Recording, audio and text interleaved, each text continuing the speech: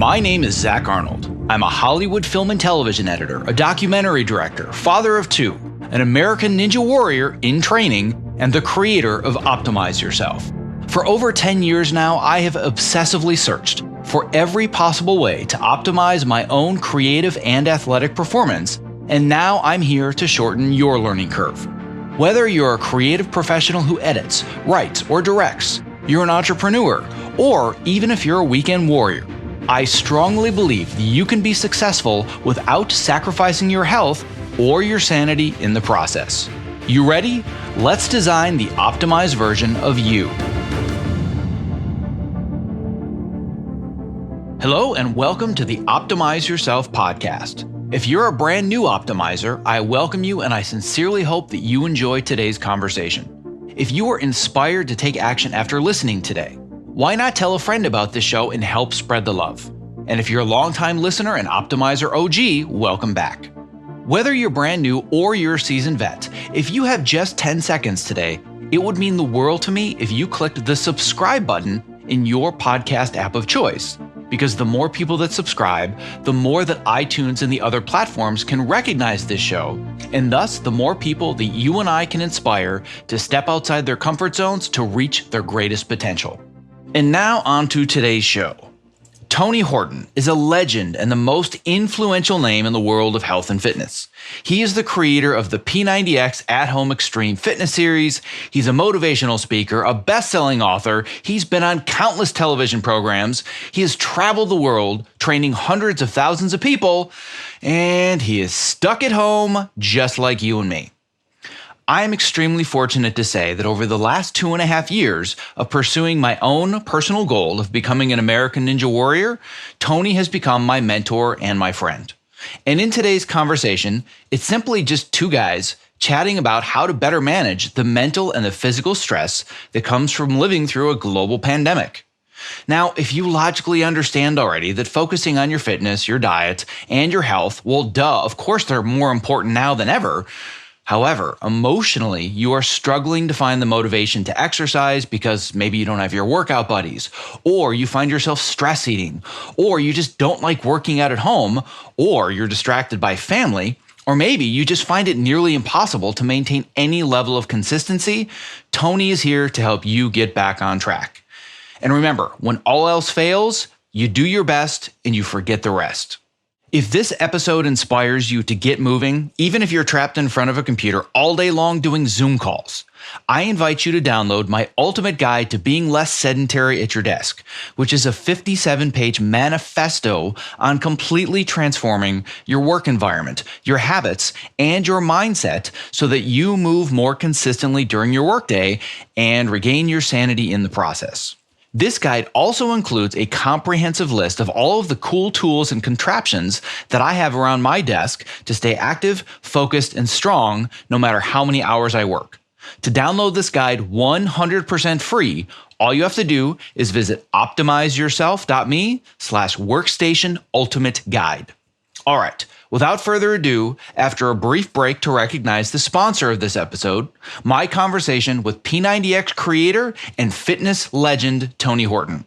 To access the show notes for this and all previous episodes, as well as to subscribe so you don't miss the next inspirational interview, please visit optimizeyourself.me/podcast. This episode is made possible for you by, you guessed it, ErgoDriven, the creators of the TopoMat, my #1 recommended product if you are interested in moving more and not having sore feet at your height adjustable or standing workstation. Almost every new person that I meet in this industry starts our conversation with, "Hey, I got a TopoMat because of you. It changed my life. Thank you." If you are not standing on one today, I cannot recommend it enough. It's super comfortable, it's an awesome conversation starter, and by the way, it's also scientifically proven to help you move more throughout your workday.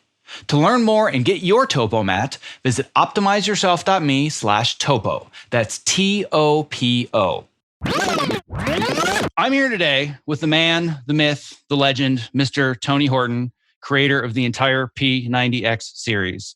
And we are in the latest episode of the virtual reality series called The Twilight Zone. So, Mr. Tony Horton, it is a pleasure to have you with me here today. Zach, my pleasure to be here, my friend. I am looking forward to our discussion. So, there have been a whole lot of things that have happened in the world the last few weeks. And a lot of things have been going on. Yeah, really. I know, right? It's crazy, isn't it? Hey, maybe you haven't been following the news. I don't know. Well, I don't know. I've been quarantined since 1981. So I'm... I was going to say, I've been doing social distancing like an Olympic sport since 2005. Easily. So other than like, why is my family home all day long? What is this all about? Right? It's still pretty much business as usual for me. Yeah, so likewise. I'm right there with you.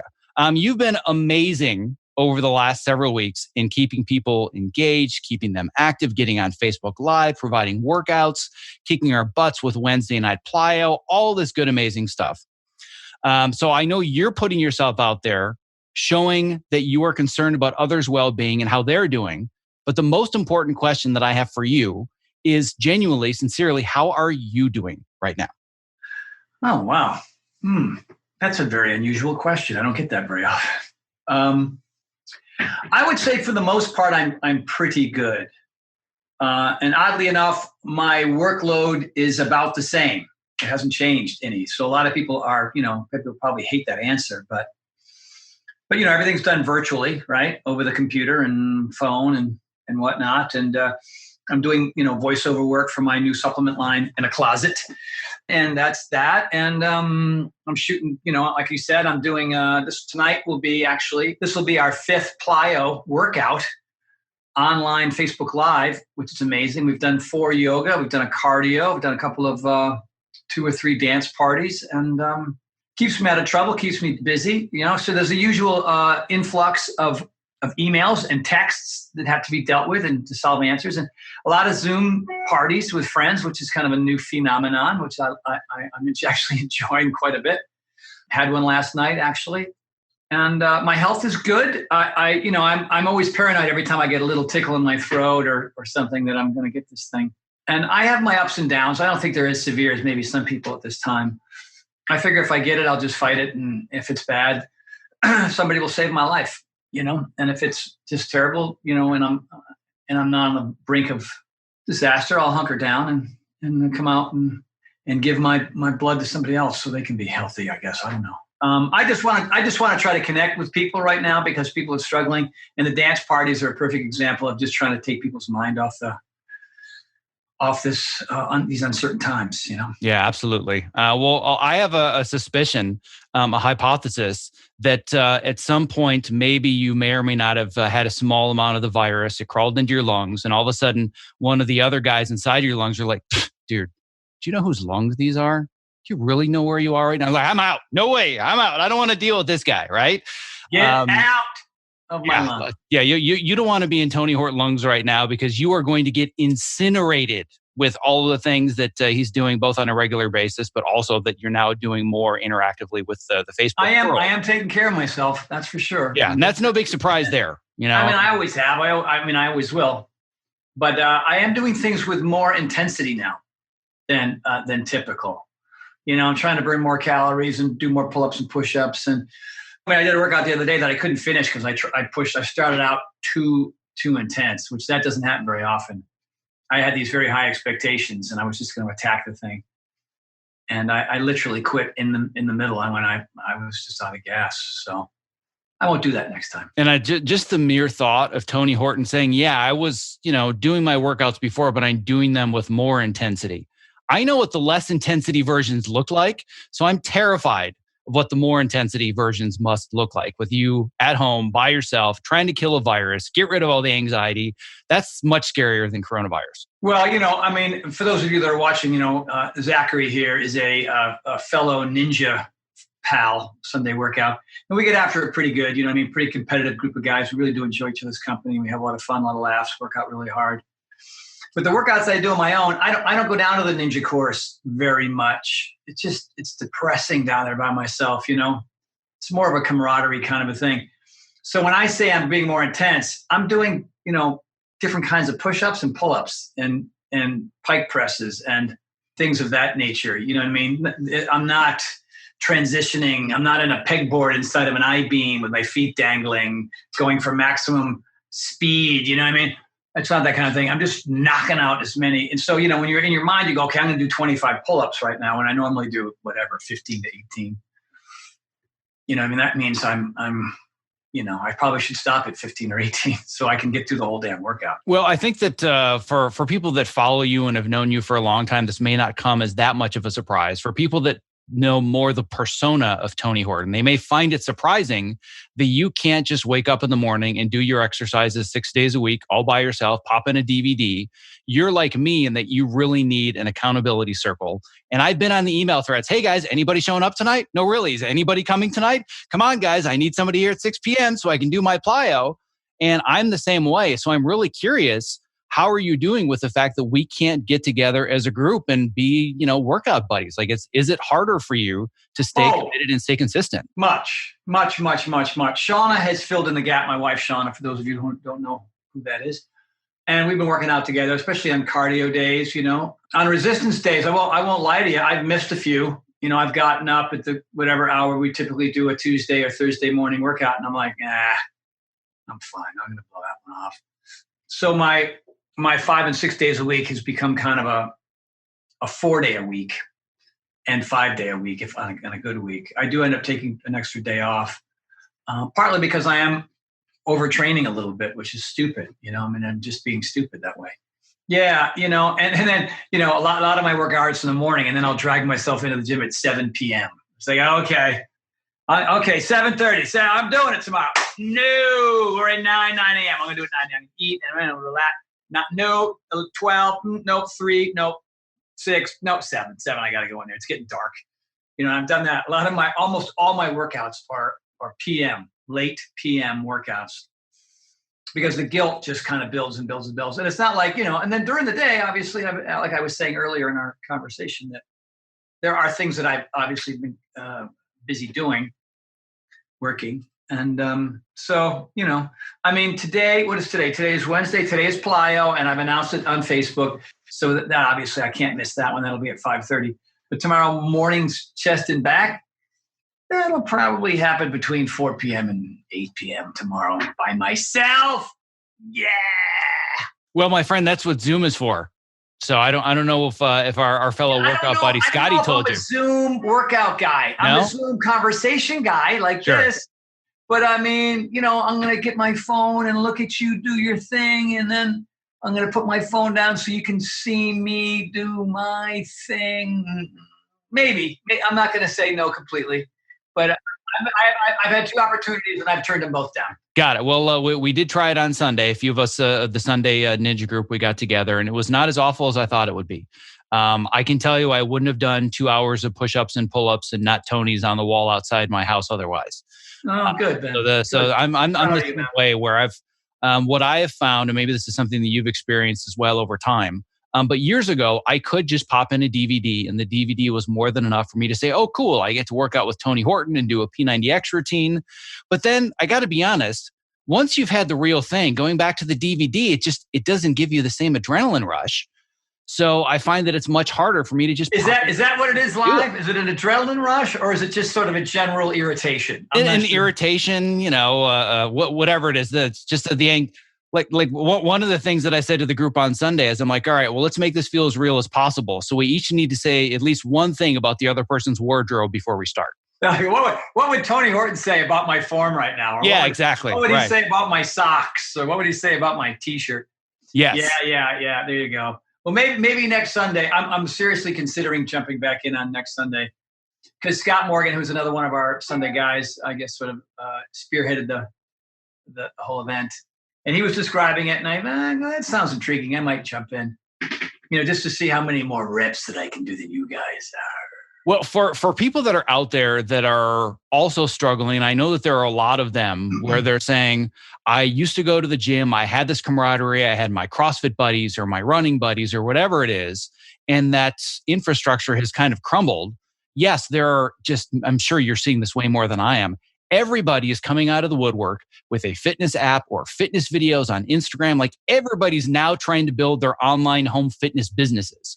So there's so much noise. Yeah. There was all this discussion about it before, and now, maybe now I really got to do this thing. So everyone and their brother has a fitness YouTube page, right? right? So it's all of these things are happening. But if people want to just say, listen, I know that I want the motivation. I know I want to start working out again, and I've lost whatever that circle of accountability is. And maybe they go to your Facebook page and they do a workout or two, but they feel like it's not what they were doing before. What suggestions do you have? Because I know that the conversation you and I have over and over and over again, the fundamental core concept is how to maintain consistency. And now more than ever, logically, we know that consistency is important because it's literally our lives on the line. It's strengthening our immunity, it's strengthening our lungs. But emotionally, it's harder than ever to stay consistent. So how do we balance those two things? Well, the formula is still the same as it would be if you had all kinds of people around. And that's purpose, plan, and accountability, right? So, your reason why should be more profound now than ever. There's a Myriad, a Panoply, a virtual cornucopia of reasons why anybody would want to work out. And there's the one end of the spectrum, which is purely ego-based, aesthetic-based, and people who care about health and wellness, right? And then there's everything in between, a combination thereof. Okay, so I'm in both. I wouldn't lie to you. You know what I mean? But right now, like, who's even going to see your six pack or your sexy butt? No one, right? I mean, except for the people in your house, right? So the idea here is to be exercising purely for the reason that is all really more, well, not all, but mostly about health and wellness, right? What can I do to improve my immune system? What can I do to take care of the insides? Because the insides are the part that get ill, right? I mean, the virus, the Covid-19 virus, germs, illnesses in general, live at the bottom of your lungs, right? So the reason why really overweight people out of shape, people with type 2 diabetes, people who, obese folks, they only use the top half of the lungs. That's all you need to be able to breathe and walk around and sit on a couch and go to work, right? But when you start to exercise, it's the bottom half of your lungs that expand, right? Your diaphragm expands to be able to, whatever, you're on a VersaClimber, you're doing one of my programs, you're doing plyometrics, you start waking up the bottom part of your lung tissue, and that's the part that gets sick. So why not, that's a reason why you should be doing.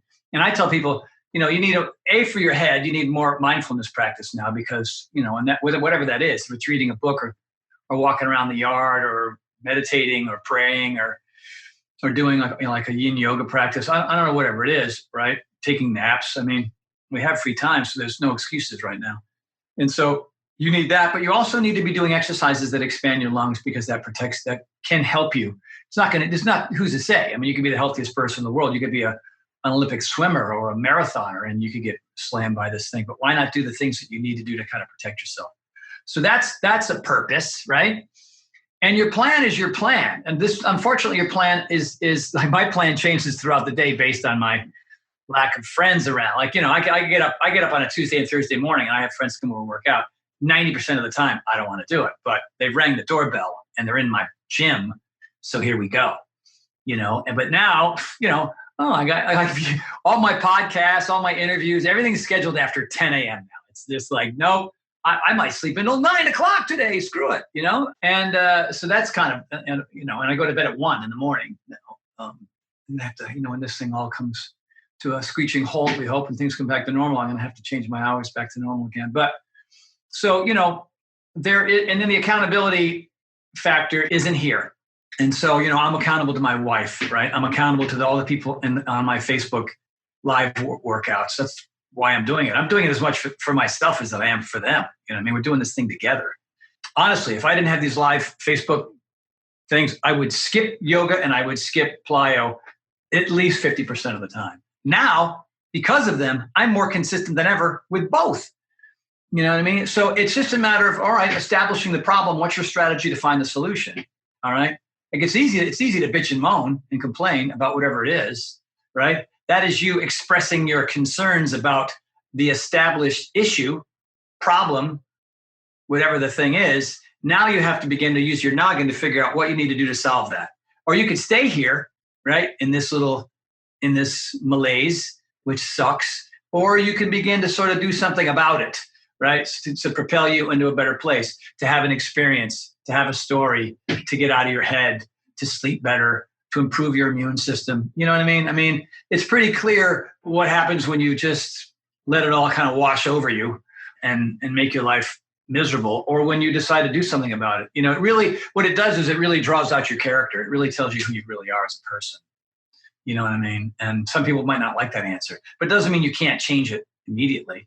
You know what I mean? Let's say there's all this negative talk and all this negative vibe about it, and you're really paranoid, and there's people that you know that are really sick, and you think you're next, and so you start binge eating and drinking more and all that kind of stuff. You know what I mean? It's not like you don't have a brain that says cancel, clear, start from scratch. What am I going to do going forward? You know what I mean? It's harder, right? It's harder. That's why trainers and therapists and school is popular, because you get to go to somewhere else for the information, so that hopefully you can go through the transition of not knowing to knowing, and then you can become a better person. Now but be like my sister is doing an amazing course out of UPenn online. That's a free course out of UPenn about emotional intelligence and some other pretty cool stuff.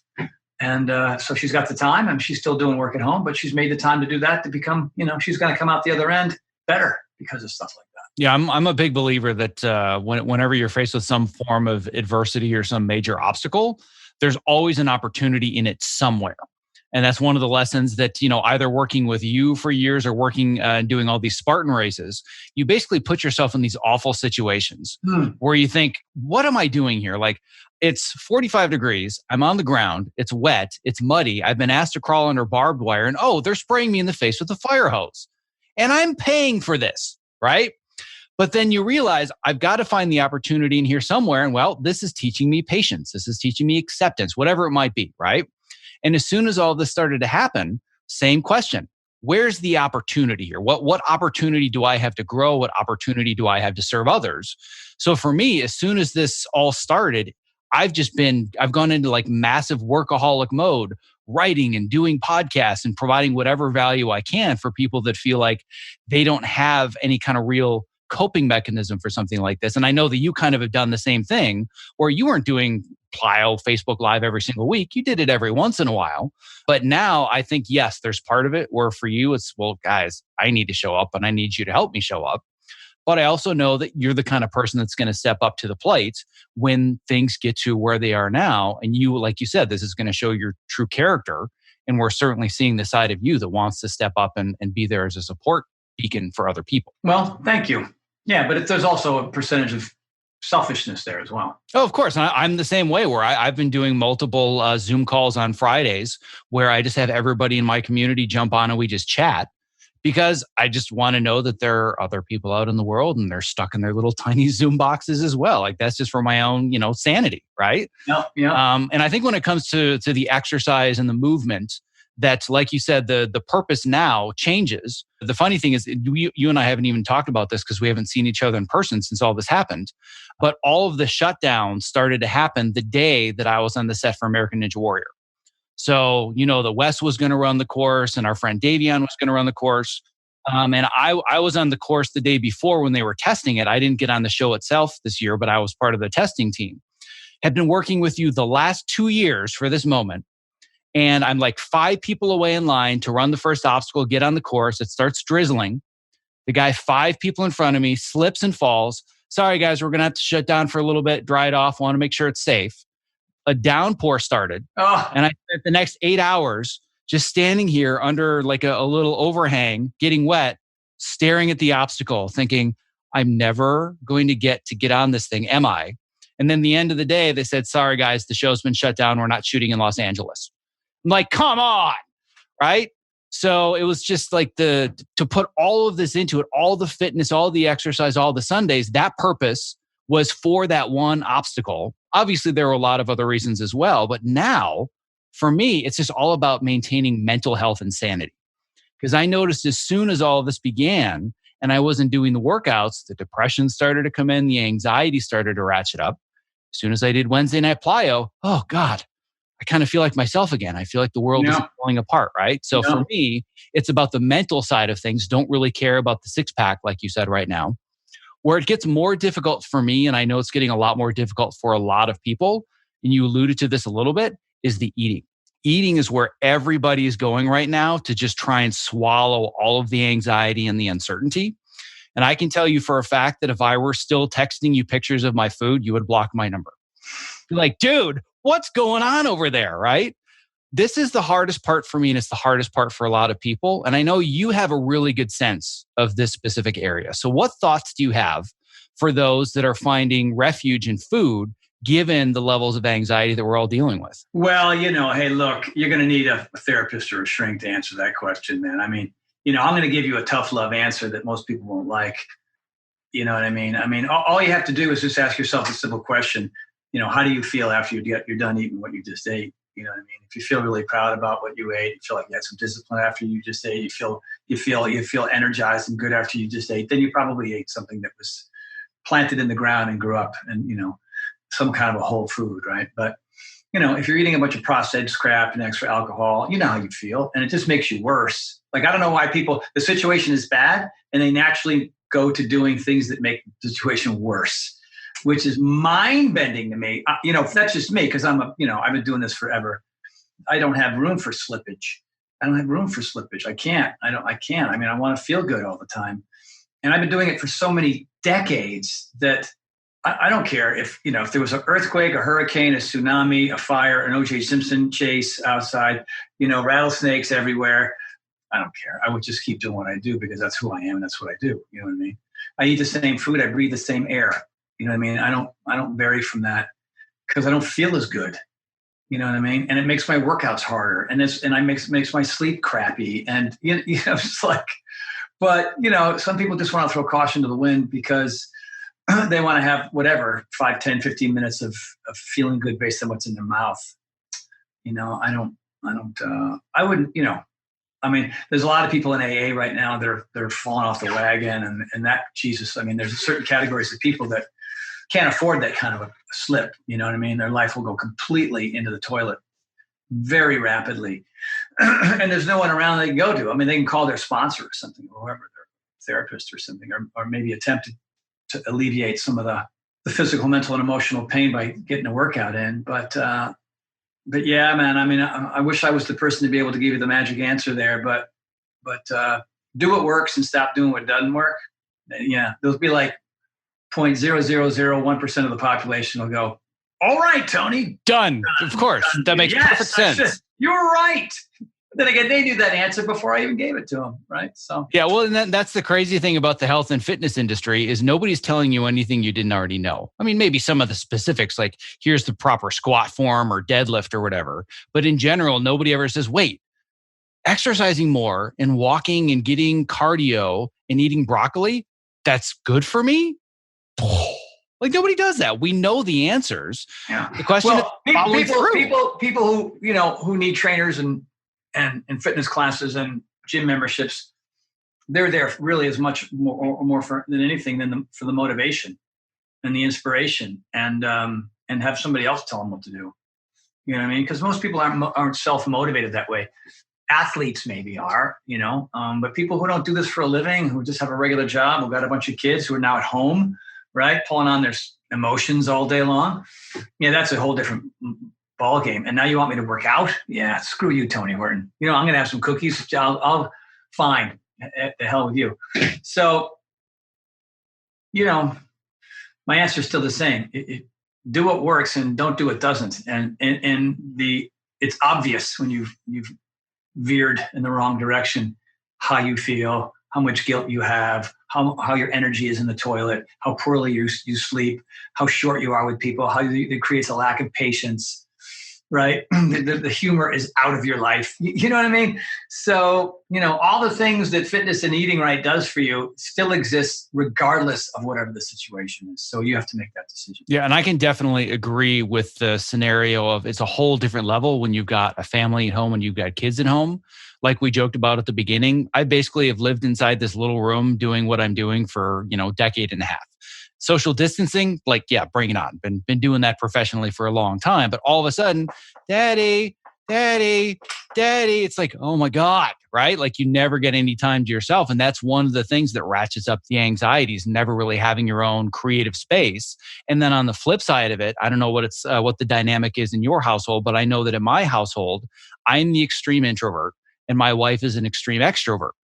So as soon as the stay-at-home order came along, I'm like, all right, I got this. And my wife, just her eyes were like, oh my God, I can't go anywhere and see people and go to events and be out with friends. Like, just this complete shift in the paradigm of what the world looked like. And for me, I was like, oh, well, looks like you guys are going to be home more. So that's kind of nice. All right, back to work. I'll tell you a funny story. I live in LA. I live up in the hills, and at the end of my street is a very highly trafficked trailhead, and it's privately owned. So it's owned by the gas company, SoCal Gas. All the other ones, Griffith Park and Runyon Canyon and top of Westridge here, in Brentwood, those are all public. So they can, block those off, close them down. And now for 4 weeks, we've been at this for 4 or 5 weeks. When all the other ones are closed, where do they come? My place, right? So we've been fighting to get, because people, like no masks, and there's SoCal workers down there. People are on top of each other. The path is this wide, you know what I mean? And everybody thinks they're immune. They think they're special or something. Like these folks that want to, gather, a bunch of people want to gather at one place. It's like, what are you doing, man? You're trying to, it's like societal suicide. You know what I mean? Without knowing that that's what's going on. And so today, finally, with a bunch of phone calls and emails and talking to the local, local politicians and the head of public relations for the SoCal Gas, me, my neighbors are on the phone with these guys. All of a sudden they put up barricades and signs and stuff late last night and early this morning. And, no bikers, no hikers, no dog walkers, no nothing. And so I just sat on my balcony and I watched like ants, man, coming out of the woodwork at 6:30 a.m. And they all get down there and the look on their faces, right? And there's a guy standing there with a little yellow vest on and a hat, and he's super polite, and I can hear him from my balcony. He's like, I'm sorry, folks, we're closed. Well, I thought it was private. We can go. What are we supposed to do? And it's like, I want to yell, you're supposed to do the same thing everybody else is. It's called stay home, social distancing, put on a damn mask. It's like some people just don't want to get out of the routine. They want everything to be just as it was. It's like one gal said, well, I've got 2 kids. What's a mother supposed to do? I don't know, be a good mother at home with your kids. What do you want me to, come on. It blows my mind, dude. It blows my mind. So yeah, it's called, it's a worldwide pandemic, and different people, different societies, different countries, different states are reacting to it in different ways based on any number of things. And, if you look at, you could say whatever you want about San Francisco, lowest death rate of any city it's a big city. You know what I mean? Lowest death rate. Like right away, shut it down, stay home. They were ahead of the game on everybody. You know what I mean? And, I don't know. New York, I thought they were pretty on top of it as well. It's just that New York is an ant farm. You know what I mean? People are like, wham, for that. And it's on an island. You know what I mean? But boy, they're doing the best that they can. So the idea here is, what can you eat? Do you have a mindfulness practice? How often do you plan on working out? What kind of parent are you? You know what I mean? This really does reveal who you are as a human being. And if you're not eating right and not exercising, it's going to be harder for you to be a better person than it is for somebody who does. And if you're not a good person to begin with, I don't want to be in your house, man. You know what I mean? It's like, damn, because I've heard stories that some people are not getting along really well right now. And I'm very fortunate, we have 3 dogs, we have no kids. So, I can't even compare my situation to other people's situations. They have a much more difficult time. But I have a lot of friends that have kids and they have figured it out. They've figured it out. You know what I mean? It's more work than it would be normally, obviously, because the kids go off to school. But I've got a lot of friends who have kids that aren't even in kindergarten yet, little tights, little 2-year-olds and 3-year-olds and stuff. So, you just gotta look for information that can help you. And there's plenty of it out there. And there's a lot of people that are doing it right. And all you have to do is sort of emulate those folks, find them and emulate them, and your situation will improve. And, I'm one of those guys that's providing several free workouts, a week to not give you a 6-pack or not build your biceps and not make your glutes sexy, but really to set up your brain to be able to function better, in the midst of this thing. Well, I can tell you that burning 900 plus calories on plyo isn't hurting my 6-pack or anything. You're not setting that right. There's no way 900 calories. I'm wearing a heart rate strap.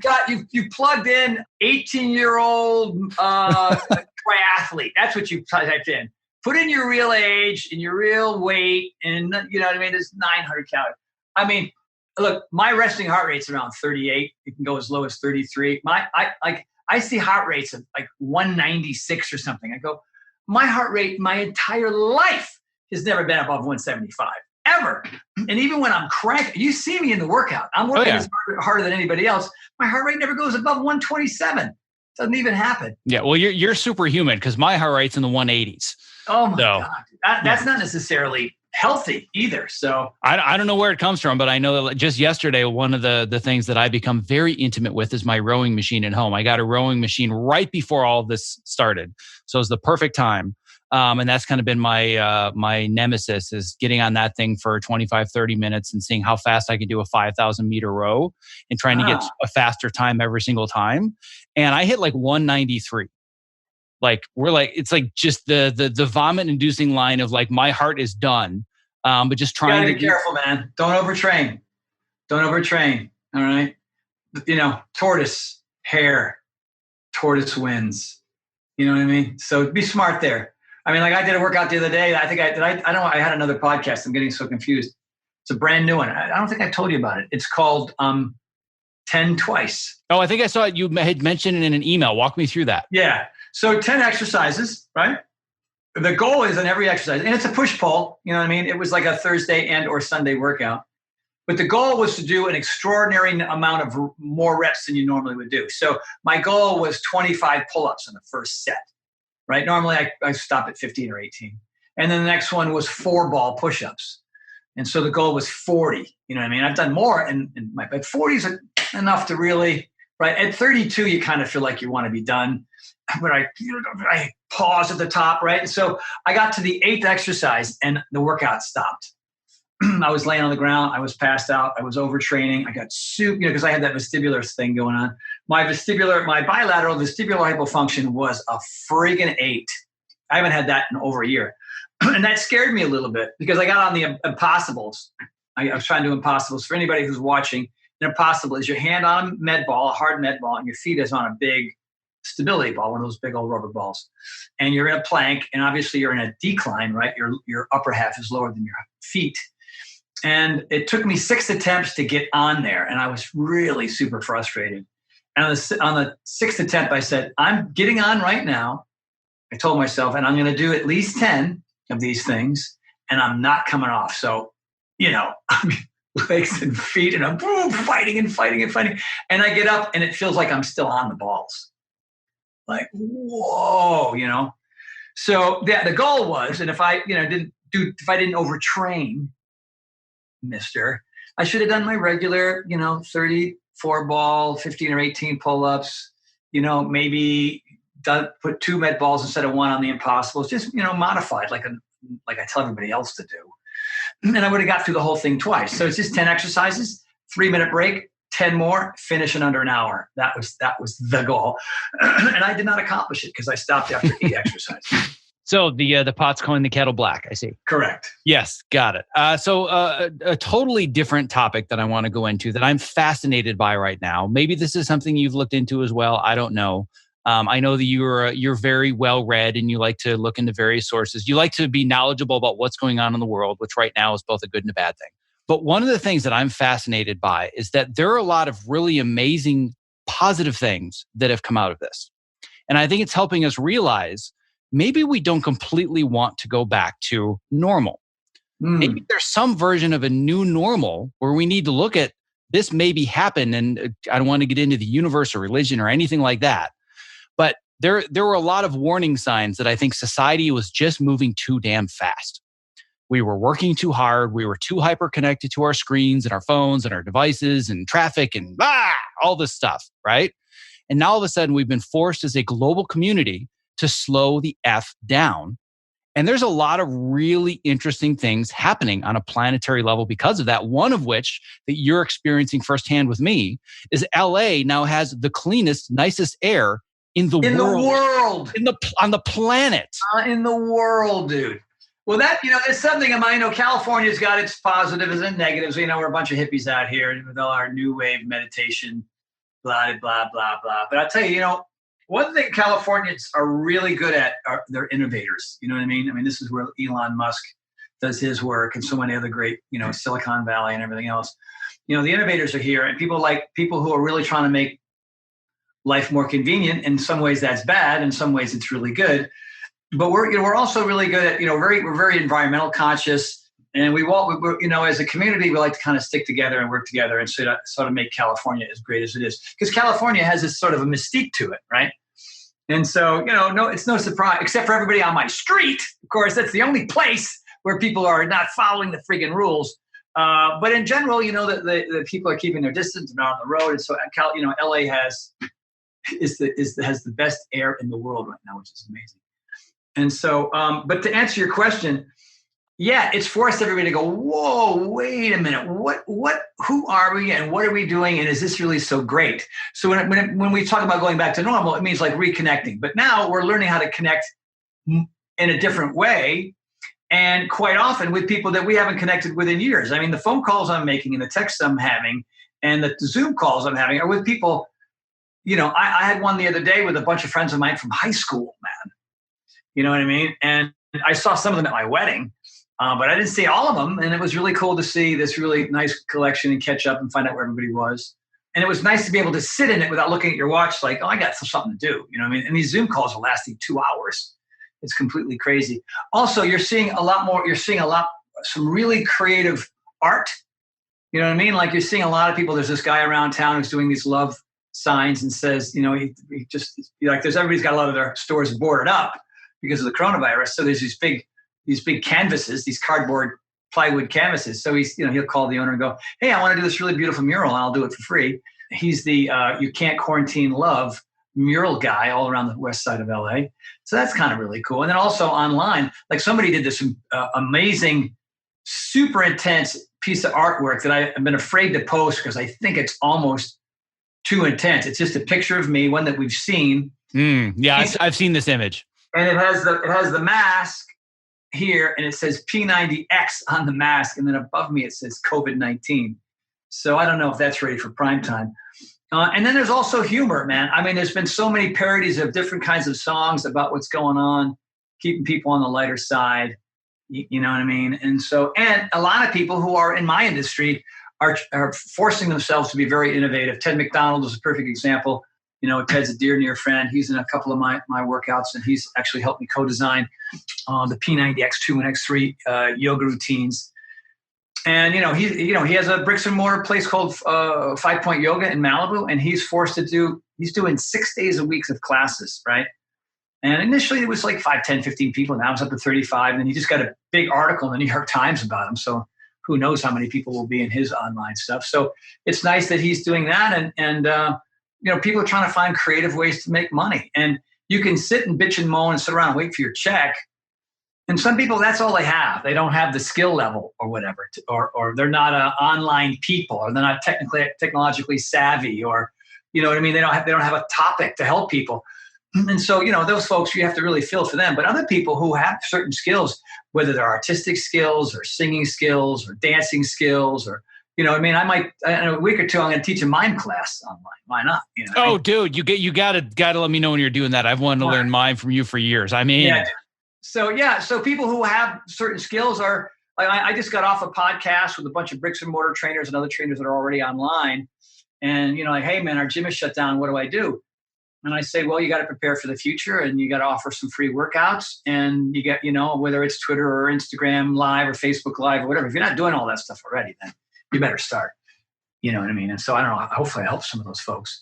So there's a lot of slowing down and being quiet and being mindful and meditating and enjoying the downtime. And there's a lot of people who are really worked up and being more creative and finding ways to connect with more people and maybe making a buck here or there as well. Because, this is what we have. This is all we have. You, me, cuckoo, cuckoo, we are the walruses. Damn straight. So what I'm curious about then is looking at just your own view of the world from your home, your office, your Zoom camera, whatever, just your own personal perspective. What are the things that have changed about your life since all this happened that you're saying, I'm not really sure I want to give this up when things go back to normal. Like you said, I've been staying up later, waking up later. Like maybe that's you finding more what your natural ultradian rhythm is, and you're more of a night owl, and you've had to conform to the way the business runs. So what are some of the things in your life you're like, I might want to renegotiate how I do things when we go back to doing things normally? Well, that's a great question, Zach. Actually, I wish I had a Tom Petty schedule. You know what I mean? When I was just trained Tom, he'd roll out of bed at 11 a.m. because he was up till 4 because he's a rocker. You know what I mean? And he'd put out the cigarette. Hey, Tony, how are you? All right, what do we got? Shoulders and arms today? Oh, here we go. But you have to accommodate other people, right? And just because I want to sleep till 9 o'clock and work out at whatever hour of the day just because I want to.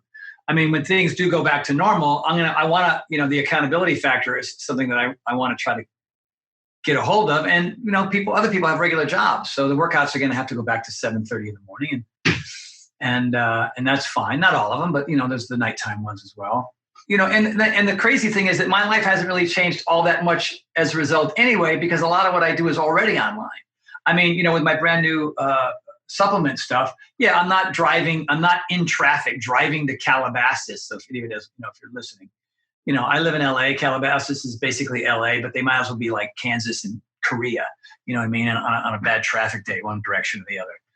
So, so I get in my little booth and I read the voiceover copy, or if there's some on-camera stuff. But I'm doing that in my gym, and I'm doing that in a closet. I'm doing the voiceover stuff in a closet.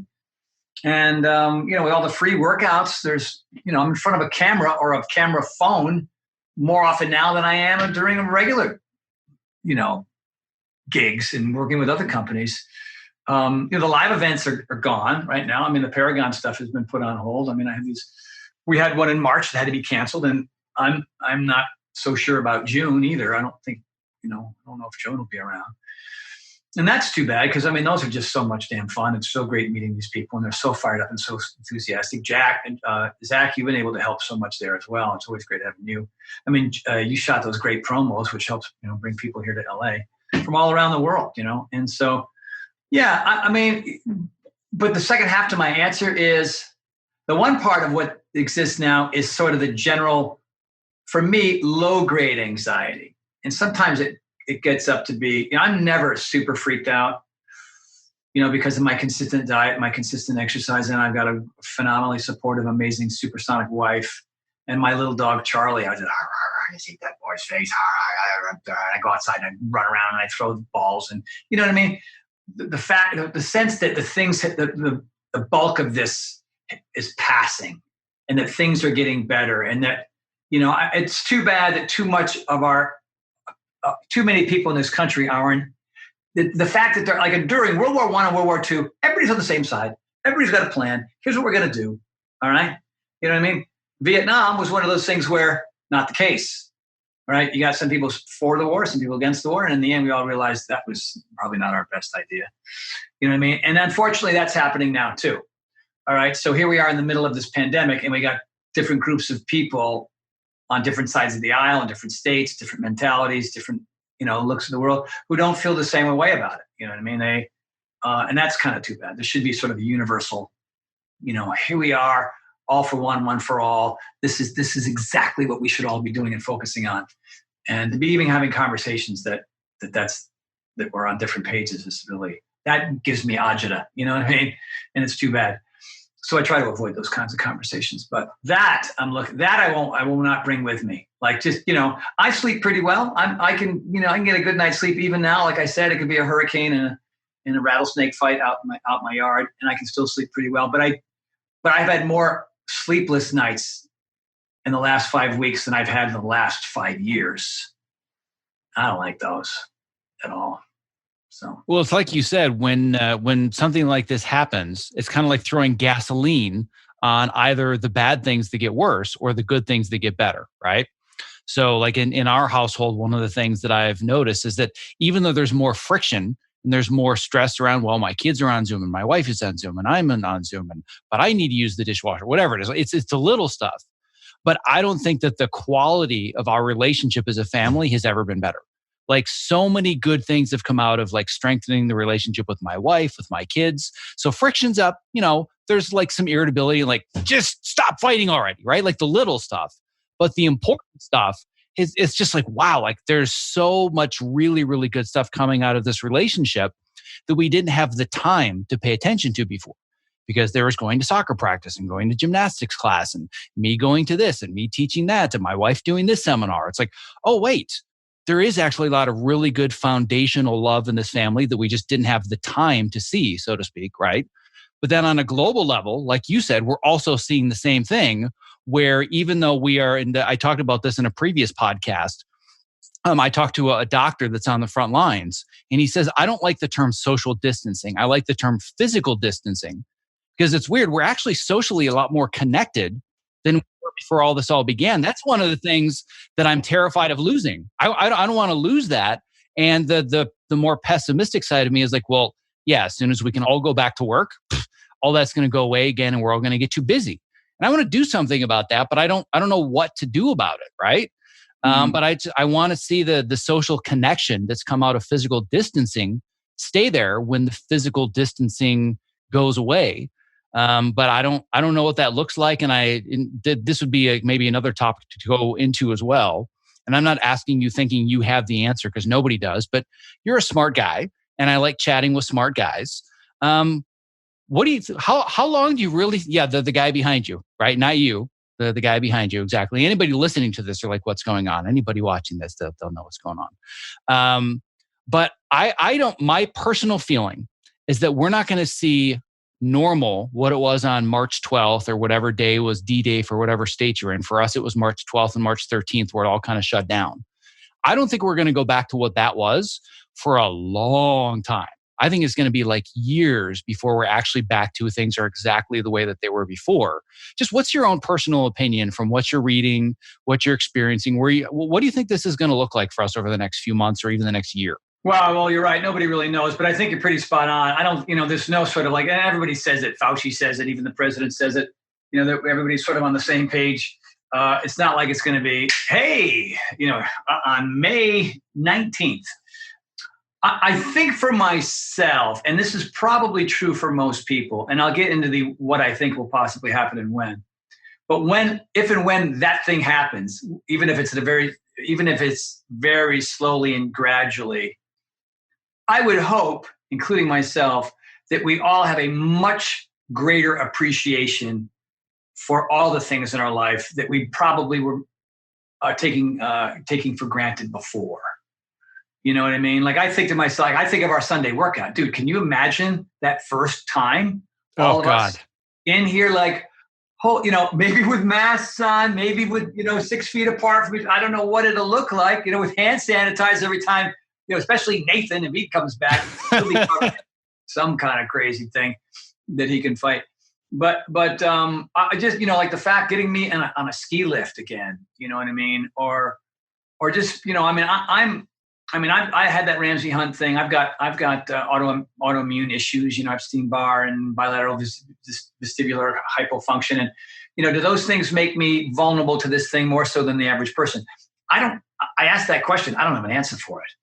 You know what I mean? So I have literally, except for my street, I have not left my property in 5 weeks. I'm sorry. And my wife has ventured out, right? And she comes by and she puts the food on this side of the counter with the tape in the center and over here, and she's washing things off, taking off her gloves and her mask, and you know what I mean? And then I'm afraid to go near her for 3 days. It's just a really weird time. And so when all this extra ancillary, goofy stuff feels safer, oh my God, I would just, and then you always wonder, well, then maybe there'll be this like 2-week, 3-week, 4-month period where we're all just super appreciative of everything and we're all super conscious then, and we're all exercising better and like, oh my God, can you believe we got through that? And then we'll all go back to normal again, like this thing never happened.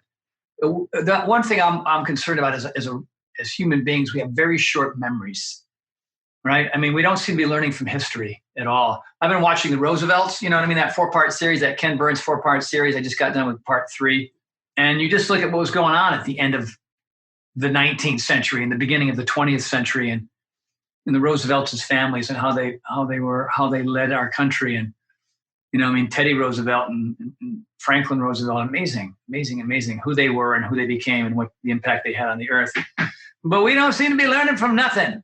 You know what I mean? Like we just haven't learned a damn thing. It was as if the past never happened, which is really too bad. And we'll see what portions of the population have a very strong memory for what this is and how it impacted their lives and how they want to move forward from this point on, and how other ones will be like, yeah, whatever. And they're right back to the same old BS. They were, scrambling around, being impatient, not being altruistic, not being civil, going back to their same old, and the funny thing is on my street here, I don't know if I finished that story, but they closed it down this morning.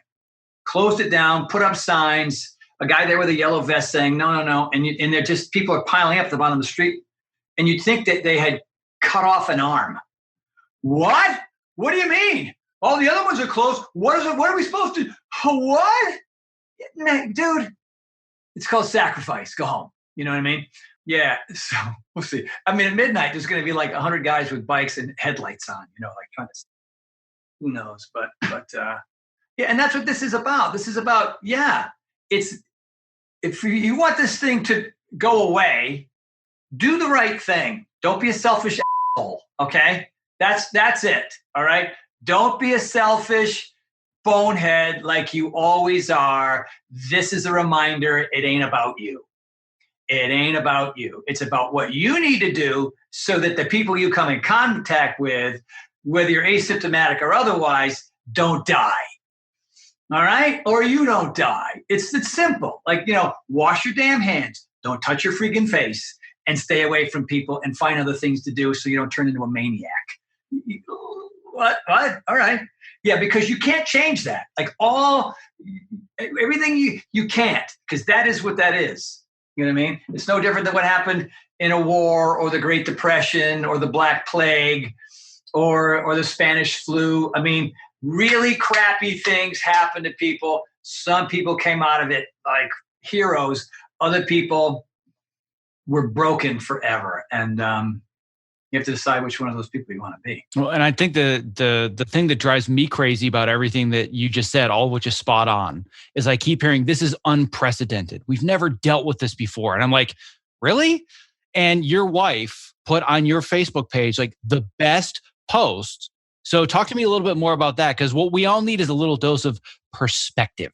So let's just talk about that a little bit, because I think that it's unprecedented. We've never been through anything like this. It's like, yeah, it could be a hell of a lot worse as we sit at home with our mint chocolate chip and our Netflix waiting for the virus to go away so I can go back to my job. Like, come on. Well, we've touched upon it quite a bit already, but what she basically wrote was, because everybody was, in freak out mode, especially early on, not that we've settled into this thing and we think this is the new normal.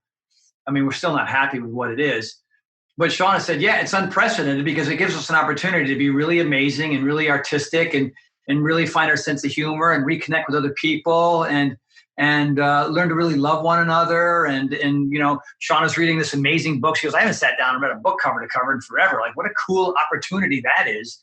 You know what I mean? And then we posted that. And of course, 13%. Yeah, well, you're a millionaire. You get to just sit on your mountaintop and yeah. Like, I don't have mortgages or bills or pay. And I have I have money for nothing and your chicks for free. Who are you kidding? You know what I mean?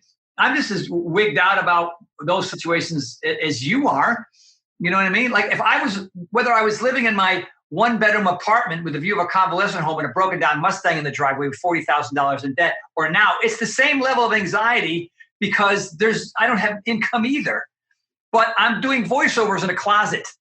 Right? I'm doing free workouts for people that I don't have to do. You know what I mean? I'm still training my ass off, probably more than I should be, because it's the right thing to do. You know what I mean? Like, you can line up a bunch of people from all around the world who speak different languages, different religions, different perspectives of life, and you could show them right and wrong, solution, problem. And some people would just end up, just making their lives worse, and other people will make their lives better than they were before this thing ever happened. You know what I mean? And that's what she was basically saying. You can come out of this thing like supercalifragilistic if you put your thinking cap on. That's really what it was about. Yeah, that's the position that I put myself in. Going back, like we were talking about earlier. By the way, Zach, not that there aren't going to be moments. You can do everything right, but still you're going to get punched in the face here and there. Like, let's say I got sick or she got sick, or one of our friends that we know who we're really close with dies from this thing. You know what I mean? It's like, that's going to create another scenario, and you got to be able to figure out, how do you want to deal with those really? And there are people who are dealing with that every day, dude. Are the men and women in emergency rooms and ICUs, these healthcare workers that are coming down with this thing, a lot of them are dying, and the people around them that have to see that every day. I mean, they are superheroes. Everybody should get a freaking S and a giant check.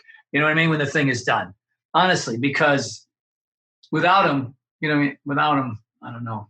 This thing would be really nuts. Yeah, well, we've certainly learned a lot about what positions are truly essential to keep our society running versus those that are non-essential, right? Yeah. Like people I know, like dog walkers. I don't think so. No offense to the dog walkers that might be listening, but no, I don't think that's it or whatever. Or like World Wrestling Federation. Yeah, what's that about? I saw that. That's considered essential in Florida. Like, what planet are you guys living on? Seriously? Yeah, it's nutty out there. Yeah. No comment, bro. Yeah, right.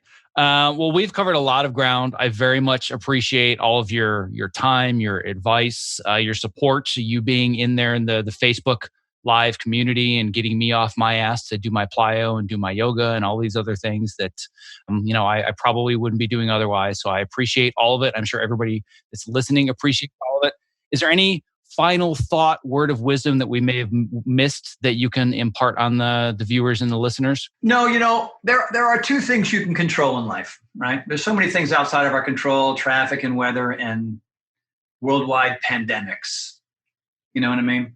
And you do what you can to sort of meander your way through it all, right? By just being a halfway decent human being, being a civil human being, being a loving human being, a caring human being, getting your act together enough so that you can begin to focus on other people too. So too many people are about I, me, me, I. Remember that Beatles song? I, me, me, I. Being selfish doesn't take you anywhere. It's just usually those people who are selfish all the time usually come up short as far as their level of joy and happiness.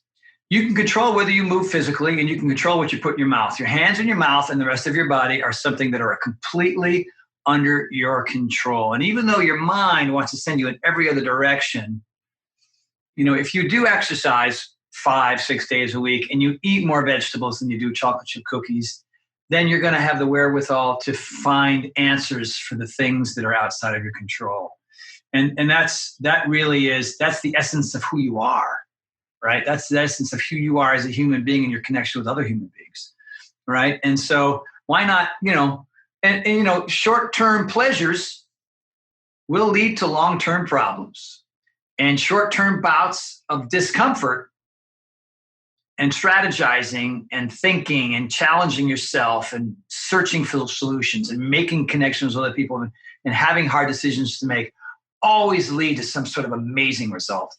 You know what I mean? And so you have to decide, which of those two people you want to be.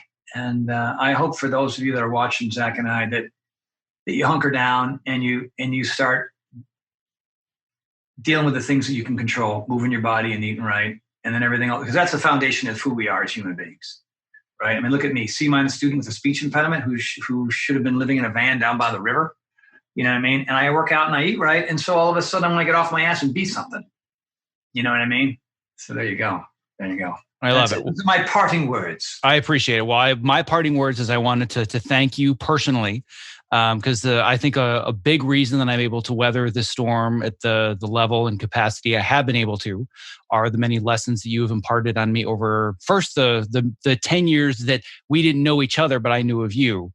But when I think about whether it's the pegboard or the rope or the ninja course or whatever it is, yeah, I've got, slimmer, nice looking biceps and forearms, and there's some tone there. But the thing that's really changed is my approach to when I feel fear and my ability to overcome it. And just me looking at a pegboard and being terrified and saying, I can't. Now looking at it. Yeah. Saying, next time that comes across, just think of these 3 words: peg, beam, rope. Exactly. And when I look at everything going on, I'm like, if I can do peg, beam, rope every Sunday and survive, I can handle a little tiny itsy bitsy global. I'm telling you, man, whatever. That particular exercise, and I won't lie to you, because I haven't done it on my own in 6 weeks. It's going to feel a little intimidating. It's going to feel like that damn beam going up that thing 17 feet off the ground. And then you got to grip and reach that damn bell couldn't be far enough away. And then and then back and then down. Oh, dang it, man. Now you know how I feel every Sunday. I see that thing in my nightmares every Saturday night. But the point is exercise. That's because you can break a leg. Oh, literally, very easily. Not unconscious. You could literally die doing that exercise. And if you guys gotten close, man, you know what I mean? Like that's why we got the Chad pad down there. Yes, exactly. But the point being that whatever's happening from a physiological perspective in my brain, when I have to confront that survival instinct, you've taught me how to better manage that, which works in so many other facets of life beyond peg, beam, rope. So my parting words is I wanted to make sure to thank you for that personally. Welcome. Very much appreciate it. And I very much appreciate you taking the time today. And I'm sure everybody listening appreciates it as well. So thank you so much. Zachary, thank you, dude. Be well. We'll continue to communicate, I'm sure. And, one of these days we'll be here. Peg, beam, rope. Thank you for listening to this episode of the Optimize Yourself podcast. To access the show notes for this and all previous episodes, as well as to subscribe so you don't miss future interviews just like this one, please visit optimizeyourself.me/podcast.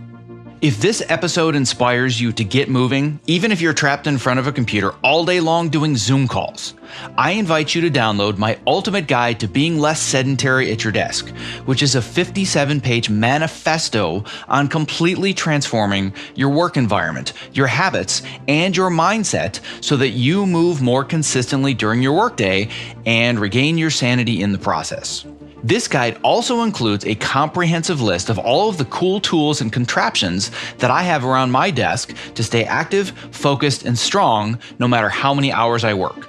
To download this guide 100% free, all you have to do is visit optimizeyourself.me/workstation ultimate guide. Thank you for listening. Stay safe, healthy, and sane, and be well. This episode was made possible for you by, you guessed it, Ergo-Driven, the creators of the Topomat, my #1 recommended product if you are interested in moving more and not having sore feet at your height adjustable or standing workstation. Almost every new person that I meet in this industry starts our conversation with, "Hey, I got a Topomat because of you. It's changed my life. Thank you." Listen, standing desks are only great if you're actually standing well. Otherwise, you are just fighting fatigue and chronic pain. Not like any other anti-fatigue mat, the Topo is scientifically proven to help you move more throughout your day, which helps reduce discomfort and also increases your focus and your productivity. I'm literally standing on one as I read this, and I don't go to a single job without it. And if you're smaller and concerned the Topo mat might be too big, or you simply don't have the floor space, well, there's a Topo Mini for that. To learn more, visit optimizeyourself.me/topo. That's TOPO.